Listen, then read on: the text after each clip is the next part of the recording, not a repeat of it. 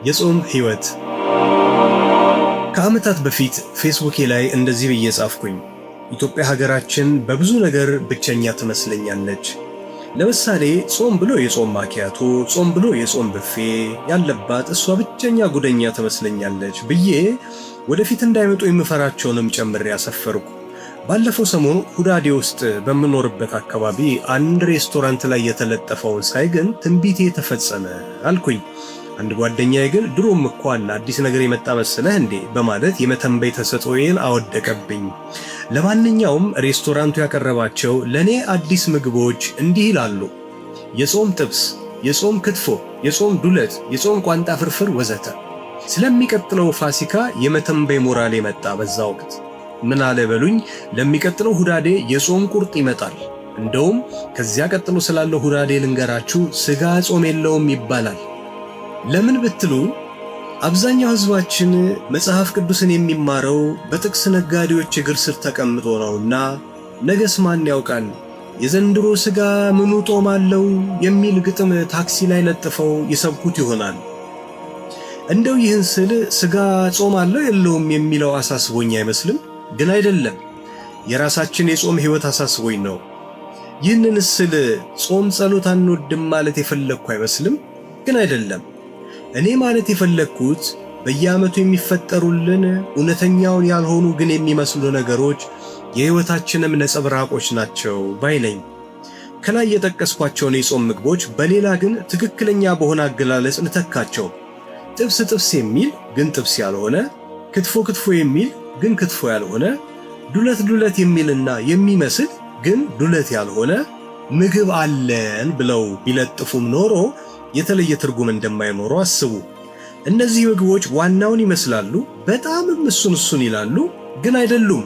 ስለዚህ ጾመናል። ቆይ ግን ምን ለማለት ነው የፈለግኩት? ለማለት የፈለግኩት ይሄንን ነው። ስለ ጾም ህይወታችን ማለት ስለሚመስል ግን ስላልሆነ። ከግንኙነታችን ልጀምርላችሁ። ለምሳሌ አንድ ወንድም በሆነ ጉዳይ አዝኖባችኋል። ሲያገኛችሁ እንዳይዘጋችሁ ቸርች ነው። እናም ከዚህ በፊት ባልተለመደ የፈገግታ ስፋት ፊቱን በግድ አብርቶ ወደ እናንተ ይመጣና ወደ ማነቅ በቀረበ አስተቃቀፍ ንቅ አድርጎ ይስማችኋል። እናንተም ከሰላምታው በኋላ እንደ መወላለቅ ያለ ሰውነታችሁን እያጠባበቃችሁና በቦታው እየመላለሳችሁ ደህንነቱን ትጠይቁታላችሁ። የቅድሙን አስፈሪ ፈገግታ እያሳያችሁ ፈገግታ ያስፈራል እንዴ? ቀላል ያስፈራል።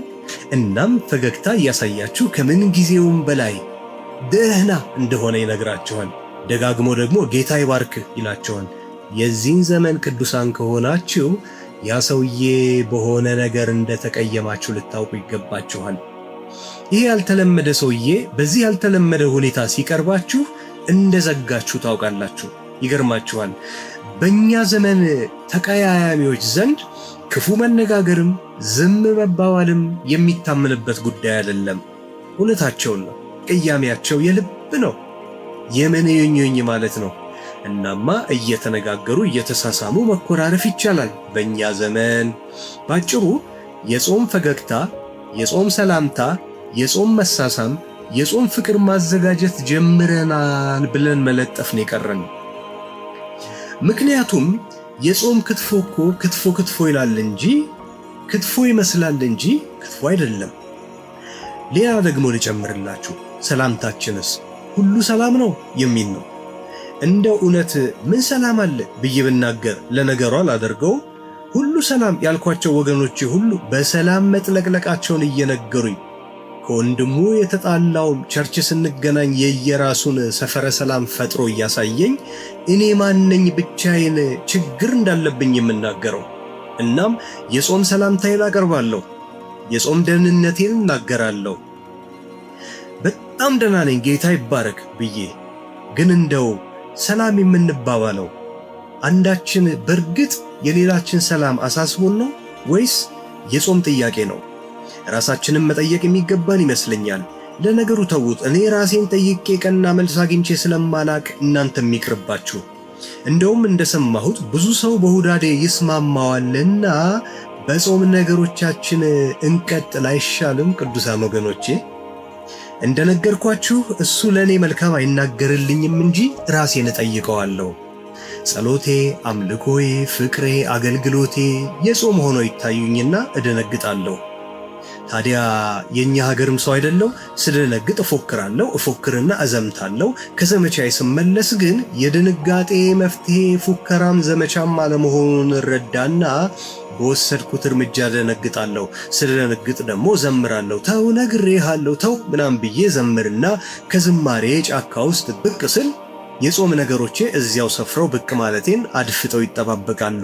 እናም እዚያው ስፎክር ሳቅራራ እቆይና ችግሮቼን ከማስወገድ ይልቅ ችግሮቼን መላመድን መርጥና ከማስወገድ ይልቅ ይሻላል መላመድ የሚል ተረት ፈጥሬ እኖራለሁ።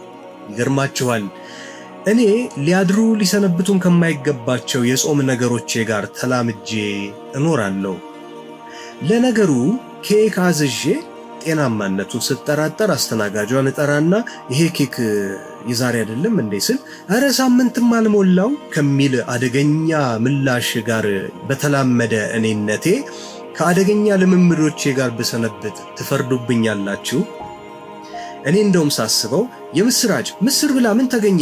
አገር በወረርሽኝ እየጠፋ ነው እሰይ ብለን የመነጋገርን ያህል ከአደገኛ ነገሮቻችን ጋር ተላምደን የምንኖር እየመሰለኝ ነው።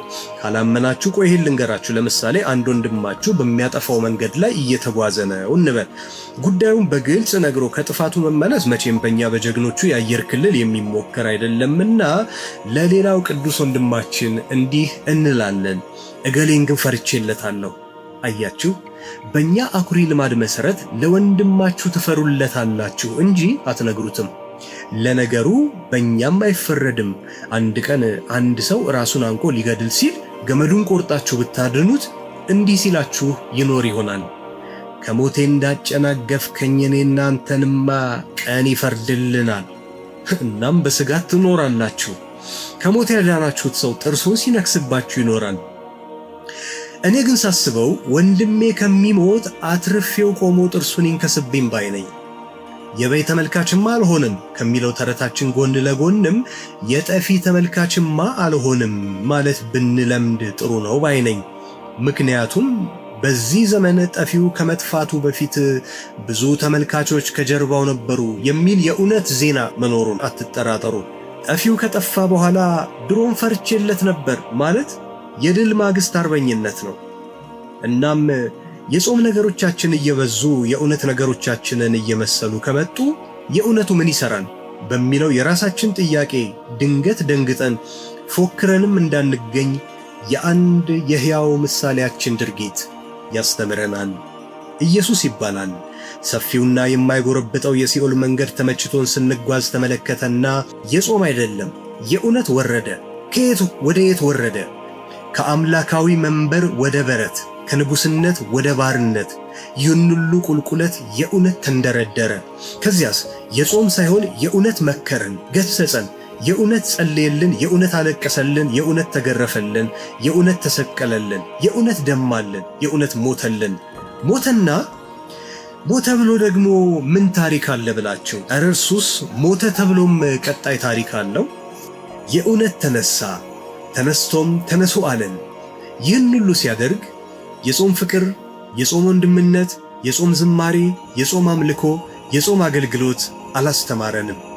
ኢየሱስ በመስቀል ላይ ሲያጣጥር የጾም ማህበረሰብ አልታየውምና የእውነቱን እንኑር። ተነሱን ፈስክ። አመሰግናለሁ። መልካም በዓል ይሁንላችሁ።